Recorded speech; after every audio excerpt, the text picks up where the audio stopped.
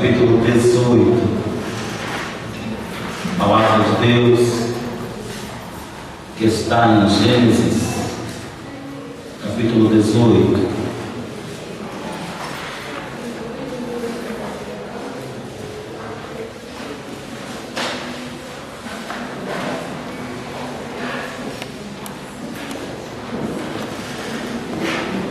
Nós vamos ler apenas os versículos 17 a 19.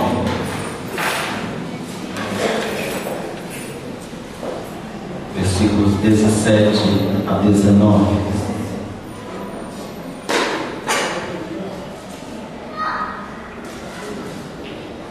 Amém? Ainda falta, né? Eu disse no culto de quarta-feira que o pastor fica escutando o barulho da folha. Enquanto tem barulho de folha, tem alguém achando. Agora sim. Vamos ler. Disse o Senhor: ocultarei eu a Abraão o que faço, visto que Abraão certamente virá a ser uma grande e poderosa nação, e nele serão benditas todas as nações da terra? Porque eu o tenho conhecido, que ele há de ordenar a seus filhos e a sua casa depois dele, para que guardem o caminho do Senhor, para agirem com justiça e juízo, para que o Senhor faça vir sobre Abraão o que acerca dele tem falado. Põe a tua mão sobre a Escritura. Senhor, permite-nos compreender estas coisas. Permite-nos assimilar lições através desta passagem, Senhor. Porque há lições preciosas do Teu Espírito Santo para nós aqui, Senhor. E somente se o Teu Espírito falar e não o homem, e somente se o Teu Espírito inspirar cada ouvido aqui, e não apenas o agir normal de cada ouvido, então a Tua mensagem vai chegar diretamente aos corações, e haverá um frutificar por toda a vida aqui na terra. É isso que nós te pedimos que aconteça hoje, este milagre aqui. Em nome do Senhor Jesus, usa o pregador. Em nome do Senhor Jesus, abre os ouvidos de quem está ouvindo, para a honra e para a glória do Teu nome. Amém. Por favor, pode assentar-se.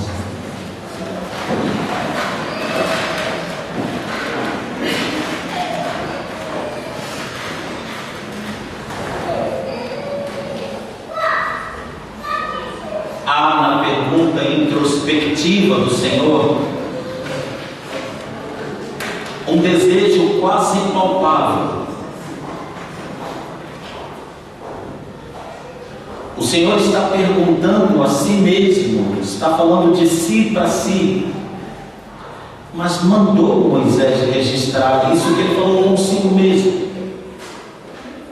Ou seja, Moisés é um desses homens que teve o privilégio de registrar um pensamento de Deus para a humanidade. E há neste pensamento que Moisés foi mandado pelo Espírito Santo registrar um desejo quase palpável de Deus. Você quase pode sentir, ou pode sentir, de acordo com o que o Espírito Santo te toca, você pode sentir a intenção de Deus com essa pergunta que Ele está se fazendo. A intenção de Deus é comunicar-se com o homem, encontrar um homem que lhe deu ouvidos, com quem Ele tenha comunhão, com quem Ele partilhe coisas que somente um ouvido inspirado, somente uma vida preparada, somente uma vida que vai entender o que está ouvindo, deverá ouvir. Porque eu e você temos que convir que seria um desperdício muito grande Deus usar as suas santas palavras com aqueles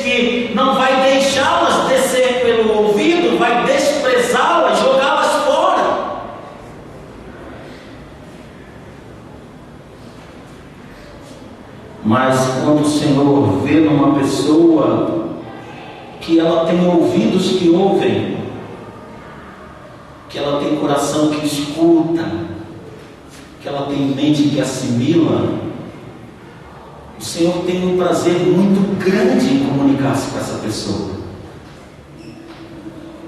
É assim também um pouquinho conosco, porque nós herdamos do Senhor Deus essa característica. Não é verdade que você percebe que a pessoa está na lua e você está na terra? Não é verdade que você está falando algo que é sublime para você e alguma pessoa está escutando como se não escutasse? Não é verdade que às vezes você fala e a pessoa age como se quisesse que você acabasse logo de falar para ela ficar livre das suas palavras? E isso não dói em você? Enquanto essa pessoa é a única pessoa que está te escutando, isso não dói dobrado, porque você só tem aquela pessoa para comunicar aquela coisa, e ela está com o pensamento em outro lugar e não quer te ouvir. E eu quero, de carona nessa passagem, dizer a quem convive: uma das coisas mais preciosas da convivência humana é quando a boca de alguém fala o que os ouvidos de outro ouvem, e a boca do outro oferece uma resposta de quem ouviu, entendeu e compartilha.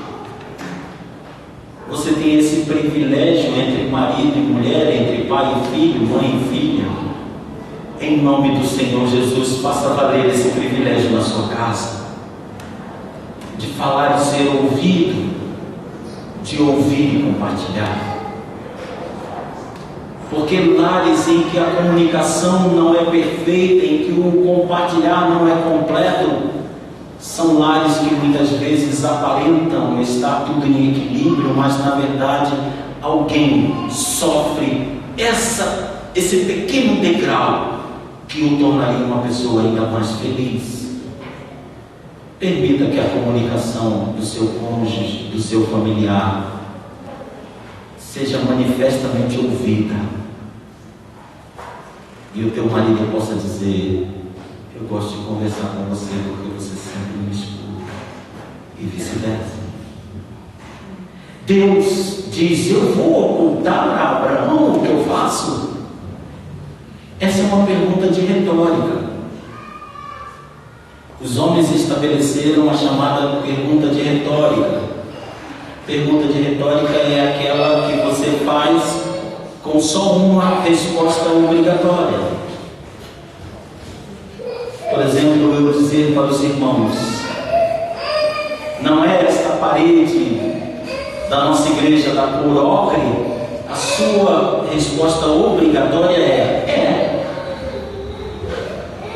ou ao contrário, se eu fizesse: meu irmão, por acaso a parede desta igreja é azul? Qual é a sua resposta obrigatória? O nome disso é pergunta de retórica. Deus está fazendo uma pergunta de retórica. Eu vou ocultar a Abraão o que eu estou pretendendo fazer? Qual é a resposta que Deus mesmo está dando para si? Não vou, porque eu tenho prazer nele, então eu não vou ocultar dele. Ele gosta de falar comigo, mas há outras coisas mais que fazem com que o Senhor dessa maneira pense e haja. Ele diz as razões pelas quais ele não vai ocultar. Aqui no versículo 18 não são as razões. Aqui são as argumentações a favor de Abraão, ou as promessas sobre Abraão. Eu não vou negar de falar com aquele a quem eu vou tornar uma poderosa nação. Eu não vou deixar de falar com aquele em quem eu abençoarei todas as famílias da terra. Deus está usando um argumento para si mesmo de convencimento do porquê ele vai falar porque eu vou operar grandemente nessa vida. Eu vou falar com Abraão, porque esse aí a minha presciência já revelou como o grande abençoado da terra. Eu vou falar com ele sim. Falar com ele será a menor das coisas que eu farei na vida dele. Por isso eu vou falar com ele. Se eu vou transformá-lo no homem mais conhecido da história, por que não falaria? Esse é o argumento que Deus está usando. Mas aí ele entra na parte de Abraão, nas razões de Abraão. Ele declarou as suas razões. Se eu vou fazer coisas grandiosas com ele, por que não faria uma coisa simples como falar? Agora ele vai para as razões na vida de Abraão e diz: porque eu o conheço. Meu irmão, novamente é retórica. Deus não está querendo dizer aqui só que conhece. Ele conhece a todos nós. O Salmo 139 diz que Ele conhece o que ainda não somos.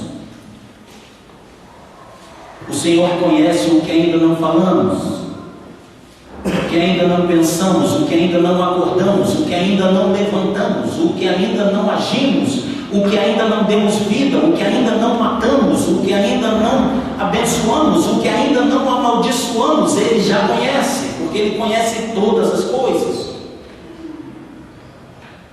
Ele conhece até o que nós não conhecemos nós mesmos em nós mesmos. Quando Jesus perguntou para Pedro 3 vezes se Pedro o amava, e eu já disse isso aqui na igreja, na primeira Pedro respondeu a resposta dele: tu sabes que eu te amo. Eu te amo. Jesus perguntou a segunda vez e ele disse: sim, Senhor, eu afirmei que te amo. Mas quando Jesus perguntou a terceira vez, Pedro se tocou que Jesus sabia mais dele do que ele mesmo. E disse: ah, Senhor, tu sabes todas as coisas, tu sabes se eu te amo ou não. O Senhor sabe até o que ainda não somos. O Senhor sabe o que seremos amanhã. Mas esse conhecer que Deus está falando é um conhecer de aprovação. Eu conheço e aprovo quem Abraão é. Eu conheço e aprovo o que estou vendo na vida dele para o hoje e para o amanhã. Irmão, se eu e você pudéssemos nos comprometer com Deus para amanhã, seria maravilhoso. Não podemos. Só podemos nos comprometer a cada dia. Você só pode se comprometer com Deus para hoje. Você pode até permitir que a sua boca se comprometa com Deus para amanhã, mas amanhã você terá que fazer valer a pena o compromisso de amanhã. Mas Deus conhece todas as coisas. E é maravilhoso quando Ele olha para mim, para você, e nos vê aprovados. E Deus viu Abraão aprovado por esses motivos aqui que eu vou dizer. Por que eu estou pregando sobre isso? Porque se Deus encontrar em você estas coisas que encontrou em Abraão, Deus também conhecerá e aprovará a você, como conheceu e aprovou a Abraão. Então basta prestarmos atenção para sabermos o que é, mas depois exigirá de nós uma grande responsabilidade. Ele diz: eu tenho conhecido, eu sei, eu conheço que Ele vai ordenar os seus filhos e a sua casa depois dele, para que guardem o caminho do Senhor. O que é que Deus conhece num homem que agrada a Deus e Deus aprova o homem? Aqui estão alguns fatores muito claros e muito práticos. Hoje de manhã foi pregado sobre a responsabilidade dos pais. E embora o pregador, o palestrante, ele não tenha falado diretamente dessa forma, mas todos nós que estávamos aqui entendemos que o testemunho era a pedra de toque, a pedra principal na responsabilidade de um pai. na responsabilidade de modo geral de todas as pessoas. Se Deus tem que conhecer alguma coisa na minha vida que o agrade, que faça com que Ele aprove, é o meu testemunho, como sendo o inspirador das minhas palavras. Então, se há uma coisa que Deus aprovará em você, é se o seu testemunho cooperará com as suas palavras para levar as pessoas ao teu redor, começando daquelas que te cercam na tua casa, a observar a presença e o caminho do Senhor como o caminho único que abençoa a vida de um homem, de uma criatura. E é isto, irmãos, tão simples de ler e entender. Talvez o ponto mais difícil do Evangelho, o testemunho, a participação ativa na família, depois entre os amigos e depois na sociedade em geral, agindo e falando num só propósito, com coerência, falando daquilo que vive e apontando o caminho do Senhor como o caminho a se seguir para se chegar à felicidade.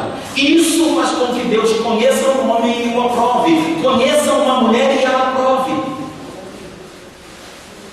Filho, não é assim que se faz e você nunca viu o papai fazer isso. Isso é agradável ao Senhor. Isso é muito bom. Esposa, convém que nós façamos aquilo que agrada ao Senhor. Vamos sentar e nos acertar a respeito das coisas do Senhor.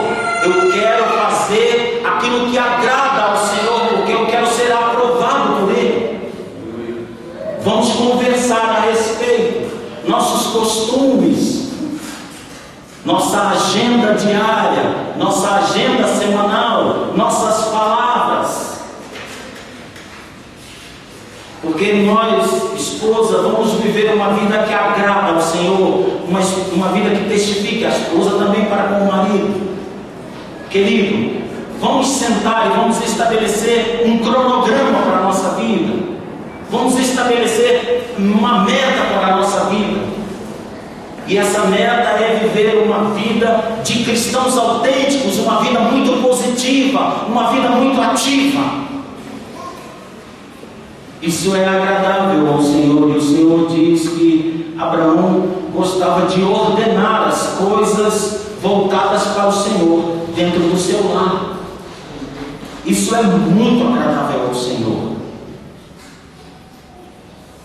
Eu não lembro qual foi o pensador que afirmou que todos nós somos pregadores no nosso lar, com a diferença de que no nosso lar, nós depois da pregação não vamos para casa, porque o pastor Eduardo desce daqui e vai para a sua casa. E está, de certo modo, visivelmente, fisicamente, menos compromissado com o testemunho para com os irmãos. Mas dentro da minha casa, eu sou o pregador e depois não vou para casa, eu estou ali. E a minha esposa vai ver, o meu filho vai ver, o meu pai vai ver quem eu sou. Por isso, o pastor de casa é melhor que o pastor da igreja um pouquinho. E o pastor da igreja tem que se esforçar para agir na igreja como se em casa estivesse. Porque é preciso ordenar a nossa vida de tal modo que as pessoas olhando para nós digam: esse é o caminho do Senhor. E isso agradou a Deus em Abraão. E Abraão entendeu o propósito da vida, e Deus olhando para Abraão entendeu o propósito da vida. Há pessoas que estão conosco que têm mais mais ou menos a mesma previsão que nós de vida. E há pessoas que nós vamos deixar para depois de nós. Eu acho estranho que um pai e uma mãe não pensem nisso. Isso é muito sério. Numa projeção de vida normal, nós vamos deixar essas pessoas na terra quando nos formos. Deus está vendo que toda a preocupação de Abraão era não deixar aquela pessoa muito bem informada, muito bem estruturada, muito bem arranjada, muito bem definida, muito bem decidida, para caso ele se ausentasse, aquela pessoa disser: tu foste o Deus do meu pai, agora tu és o meu Deus. E Deus enxergou isso em Abraão. A educação de Abraão para os seus filhos não era meramente para deixá-los capazes de sobreviver, subsistir, se vestir, fazer amigos. Não, era deixar um filho totalmente estruturado para todas as coisas, em todas as áreas, saber que Deus é o princípio de tudo na vida. E Abraão disse: quando eu retirar Abraão, Deus disse, quando eu retirar Abraão da terra, ele terá deixado Isaac estruturado no meu caminho. Não deu outra coisa. Até porque, irmãos, você se lembra que Abraão, quando teve Isaac, tinha 100 anos, Sara 99. Abraão estava com pressa ou sem pressa de passar princípios para Isaac? Pressa. Com muita pressa. Muita pressa. Outra coisa que se destaca do conhecimento disso: nós somos pessoas, como disse um desenhozinho do Snoopy. Helena ama esse desenho, eu também amo. Uma tirinha do Snoopy, em que ele diz: quando eu era moço, eu era um selvagem, um bruto e ignorante. Agora, eu não sou mais selvagem, um bruto, mas continuo ignorante. O que eu quero dizer com isso é que os anos nos moldam, nos amaciam, nos fazem mais reflexivos, nos fazem mais preocupados com as coisas mais importantes. E Abraão teve um filho numa idade em que ele estava totalmente reflexivo, moldado pela vida. Não era aquele Abraão mais agitado daqueles anos em que normalmente se tem filhos. A gente é agitado, e por ser agitado e por estar numa fase de vida que tem que trabalhar, tem que estudar, tem que isso, tem que aquilo, então os nossos filhos sofrem alguns pequenos prejuízos. Mas Abraão já tinha amadurecido. Então não será por coincidência que Isaac, e eu não quero tirar do lugar de Moisés na história, Moisés vai dizer 400 anos depois que ele era o homem mais manso da terra no tempo dele. Porque se você procurar em toda a Bíblia, não encontrará uma pessoa mais mansa que Isaac. Porque ele foi filho de um homem que tinha assentado na vida. Então veja como é importante, apesar da sua atividade, da sua correria diária, procurar assentar seu pensamento para transmitir ao seu filho coisas realmente preciosas, coisas realmente valorosas. Sentar-se e ensiná-lo o que é essencial na vida, o que é principal na vida. Há mesmo crianças que já estão com 15 anos de idade e o pai nunca falou com elas sobre amor, sobre compaixão, sobre repartir, sobre obedecer. O verbo obedecer não existe mais na educação das crianças. Como o pastor pregou hoje de manhã, a filha dele o chamou de Senhor na porta da escola. Quase bateram nele. Como você permite um tratamento tão distante da sua filha, quando ele na verdade estava só ensinando a menina o respeito que as pessoas merecem? Então Deus viu que Abraão estava deixando algo para depois dele. Abraão compreendeu que ele tinha um tempo na terra e ele quis preparar o seu filho para que depois que ele fosse, o seu filho, enfim, aqueles que ele deixasse na terra, não necessariamente filho, tivessem recebido dele tudo que ele pudesse dar. Será que isso aconteceu só na vida de Abraão? Não. Paulo, quando sentiu que Deus estava próximo de chamá-lo, reuniu toda a igreja de Éfeso, a igreja em que mais tempo ele tinha gastado. Falou calmamente com eles, amorosamente com eles, e disse isto: meus irmãos, eu estou me despedindo, eu sinto no meu espírito que nunca mais tornarei a ver o rosto de vocês. Então eu quero dizer uma coisa para vocês: eu não deixei de ensinar a vocês nenhuma coisa só que fosse útil no reino do meu Deus. Não houve nenhuma coisa referente à vida espiritual que eu não procurei passar para vocês. E agora eu estou indo, mas com a consciência limpa. Mas eu quero dizer uma coisa para vocês: quando eu sair, eu sei que depois de mim virão lobos devoradores. Isso que eu ensinei para vocês, nunca se esqueçam. E aí, quando ele ajoelhou para orar, todo mundo chorou, foi uma choradeira, porque ele entendeu que o tempo dele estava por acabar, mas ele tinha consciência que tudo que ele podia ter transmitido a respeito das verdades espirituais, ele tinha transmitido.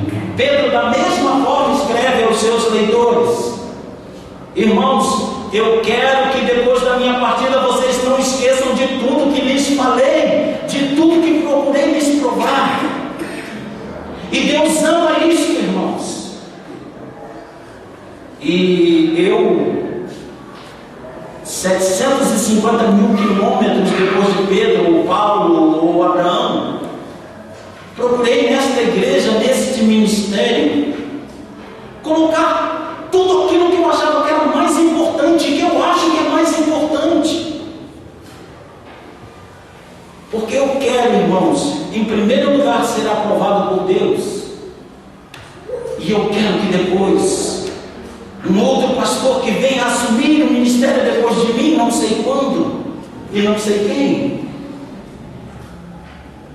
possa encontrar uma igreja madura, uma igreja que sabe o que quer, uma igreja que não se encanta com vendedores de ilusões, uma igreja que não se engana com oba-oba, uma igreja que não se engana com vida fantasiosa, com pulos, com coisas que não edificam coisa nenhuma, mas uma igreja que está firmada no caráter cristão, uma igreja que gosta do que é honesto, uma igreja que devolve o dinheiro na padaria que veio a mais, uma igreja que acha uma coisa na rua e vai procurar onde devolver, uma igreja que acha uma carteira e vai procurar o dono, uma igreja que acha uma pessoa triste e prega para ela a palavra do Senhor, porque esta é a importância da igreja, é eu passar, mas deixar na igreja a imagem do Senhor Jesus Cristo centrada, estabelecida, para que quem quer que seja que venha depois de mim, diga: não, o caminho é esse e nós vamos por esse caminho, o Senhor é o caminho e nós não vamos sair desse caminho.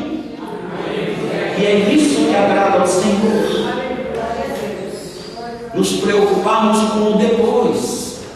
E ele diz, para encerrar, porque eu sei que ele vai ensinar, né? Esse eu sei, eu estou colocando como complemento lá de cima, os seus filhos para agirem com justiça e juízo. É isso que acabei de dizer.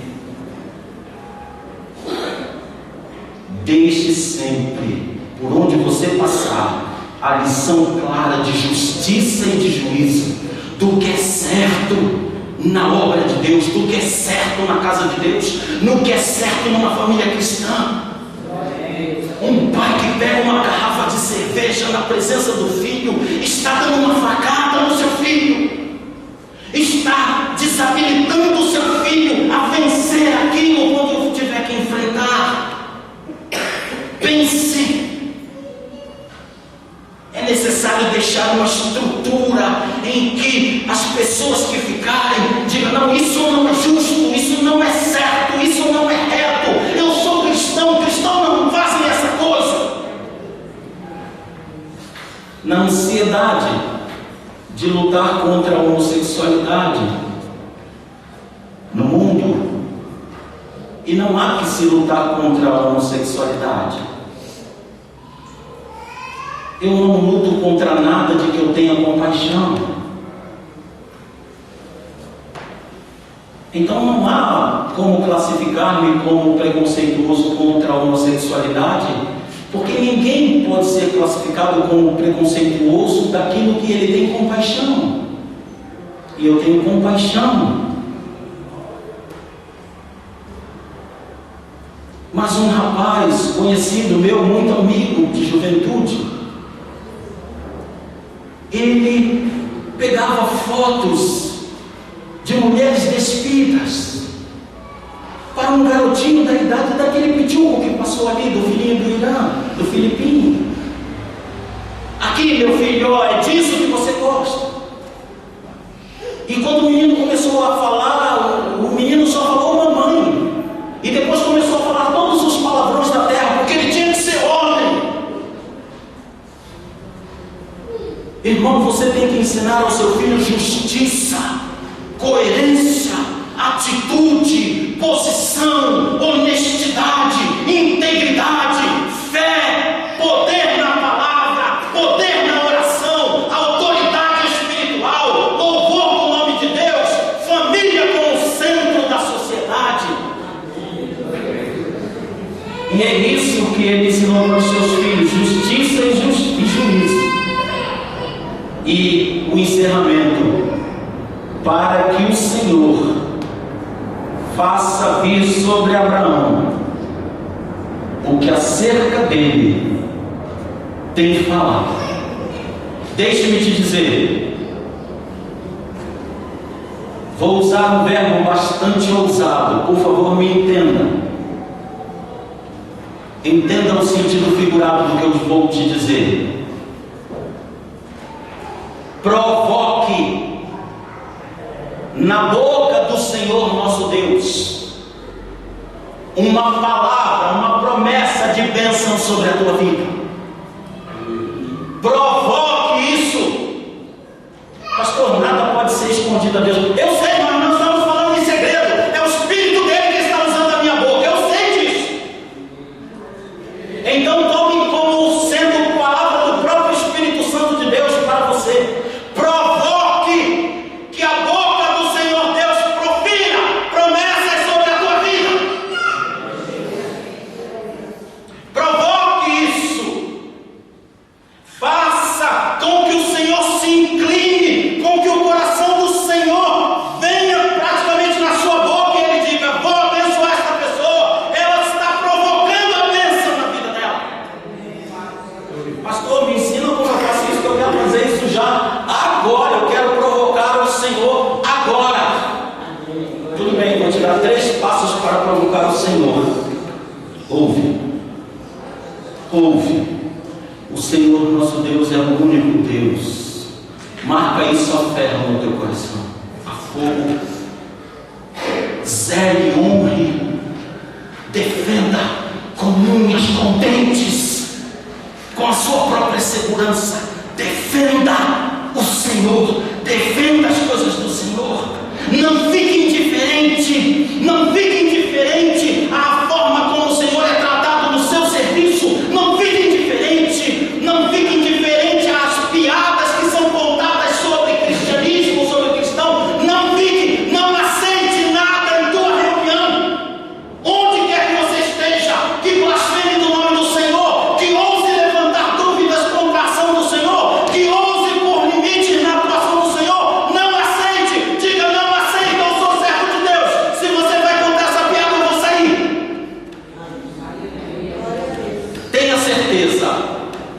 você estará provocando o Senhor a dizer: esse aí eu escolhi, esse aqui é especial, porque falou no meu nome e ele se transforma.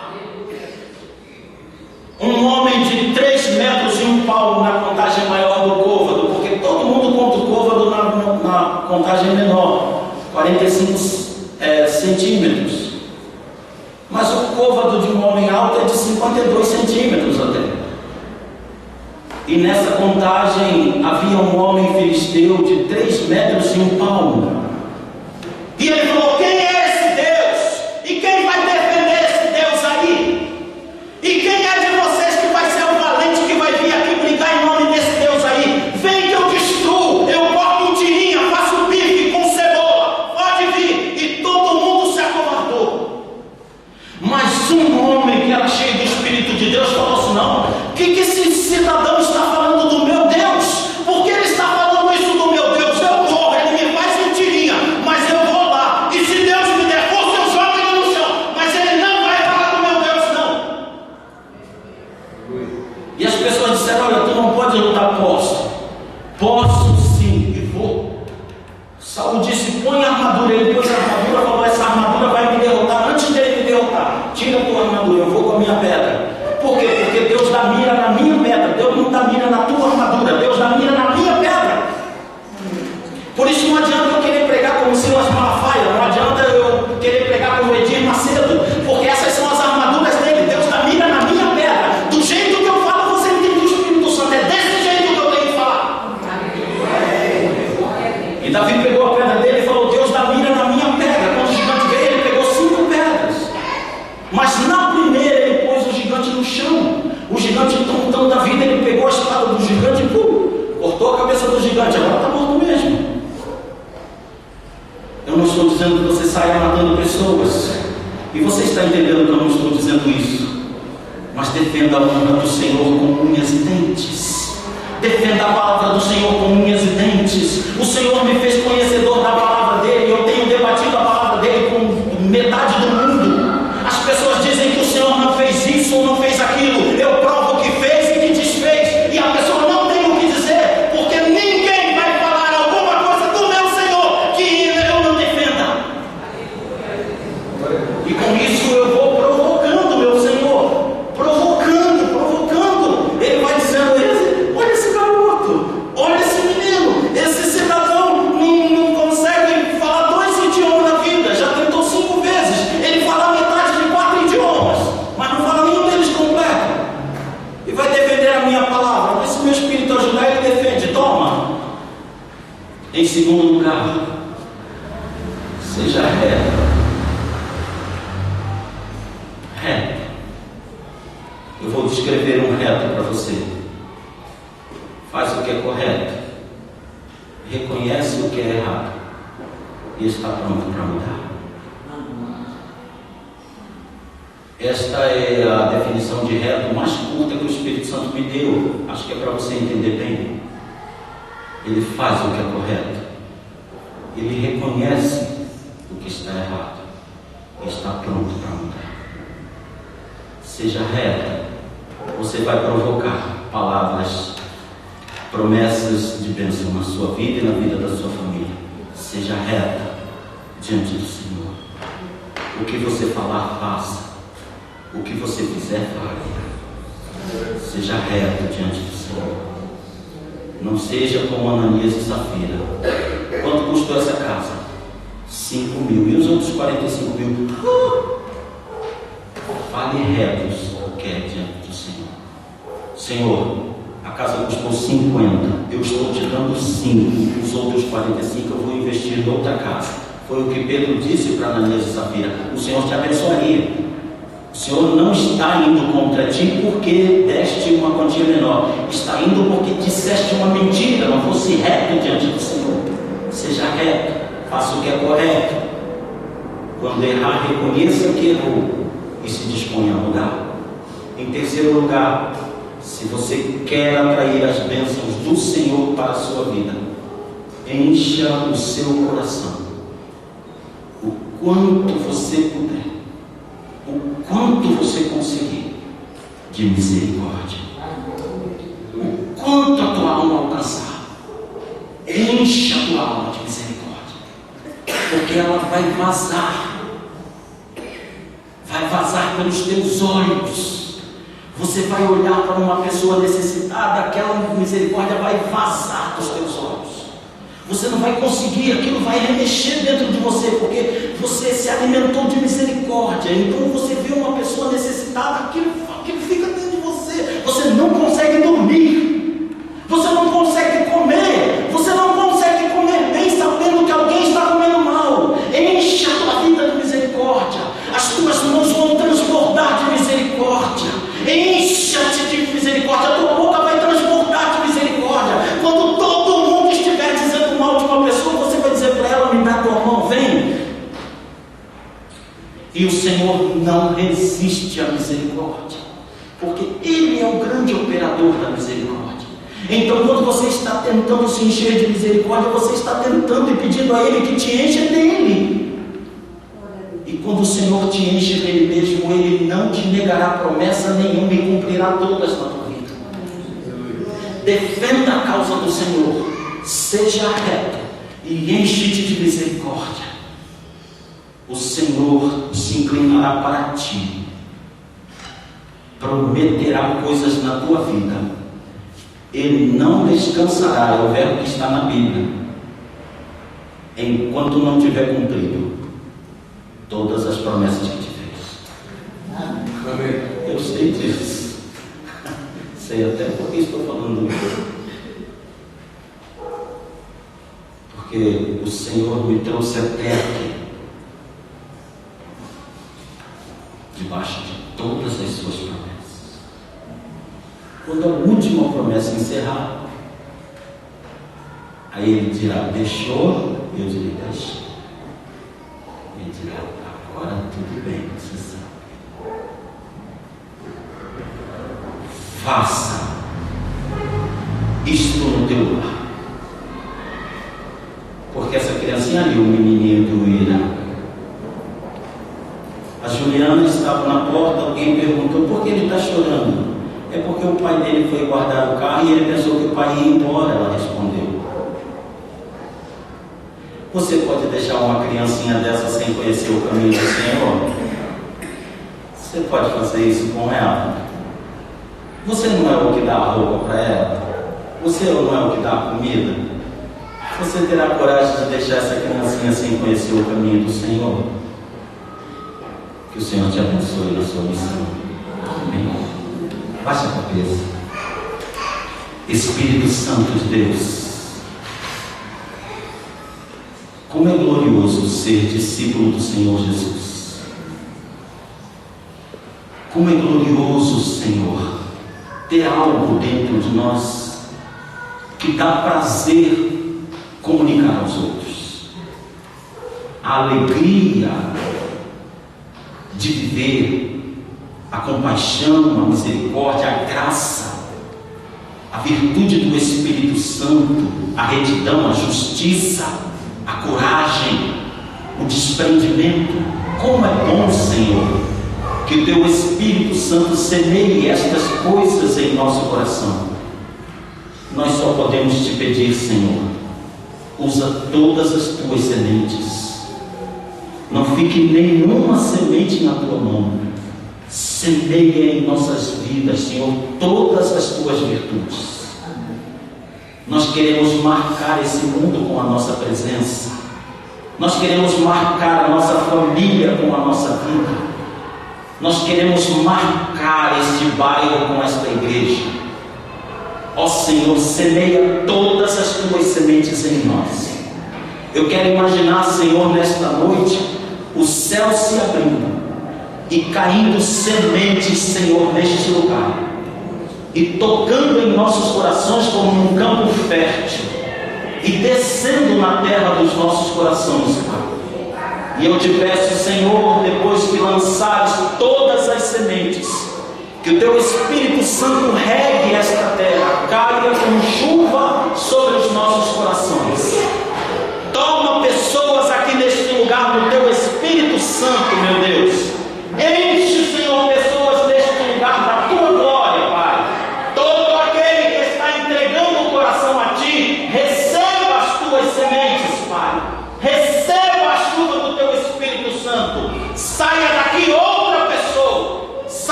compaixão, Senhor. Enche-nos, Senhor, de compaixão. Pai querido, Tu sabes, na minha juventude, um ditado mudou, Senhor, o meu pensamento. Quando eu li numa revista, meu Deus, Tu sabes, alguém que dizia: é mais fácil sentir a dor por meu carro que bateu do que por uma vida que está passando fome na China. E quando eu li isso, Senhor, as lágrimas vieram aos meus olhos, Senhor, porque é inadmissível não termos compaixão de quem sofre. É inadmissível, Senhor, não orarmos por quem precisa de uma cura. É inadmissível, meu Deus, é nosso irmão, é nosso semelhante, Senhor. É inadmissível, Deus, uma pessoa esperar ser feliz sem ter o seu coração cheio de misericórdia. Semeia misericórdia no nosso meio. Semeia, Senhor, a virtude da misericórdia, do amor desprendido, do abraço, do beijo, da compaixão. E unge-nos, Senhor, para viver uma vida que, quando Tu nos chamares, as pessoas chorem. Chorem não pela saudade, pela ausência, mas chorem reconhecendo que foi uma vida que foi usada pelo Teu Espírito Santo. Em nome do Senhor Jesus, nós assim oramos e nós Te agradecemos. Amém. Vamos cear com o Senhor?